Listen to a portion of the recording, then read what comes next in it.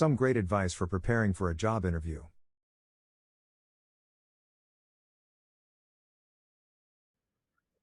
There's a whole chapter in the book, Paul, on how to dress for an interview, right?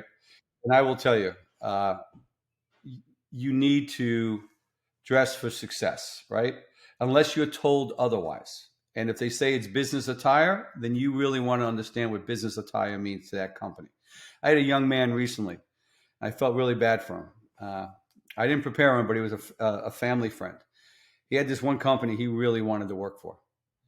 And all the interviews were on Zoom. He didn't wear a tie.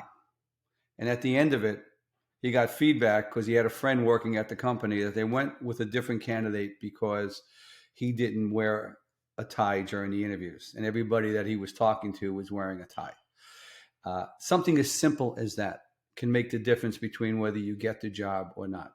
And as far as interviewing, Paul, there's a thing that's been around for a few years, but it's becoming a lot more relevant in interviews, especially if they're done via Zoom or Skype. It's called behavior-based interviewing, right? And it's pretty interesting, but it's all based on, there was a consulting firm years ago that got together with a bunch of the Fortune 500 CEOs and was asking them what was the one thing that kept them up at night. And the overwhelming response was making poor hiring decisions and how much that cost the company, how much that affected the company. And when they really were honest, they were talking that a lot of them made hiring decisions based on a gut feeling, right? And then they went out and they hired a bunch of what they call these PhD, industrial organizational psychologists, to try to develop a certain way that might help them make better hiring decisions, right? And basically what these IO psychologists came back and they said, if you want to make the best hiring decision, you need to identify what skills are important in the position you're trying to fill. And then you have to ask very specific questions to see if the candidate has demonstrated proficiency in that skill in a previous role.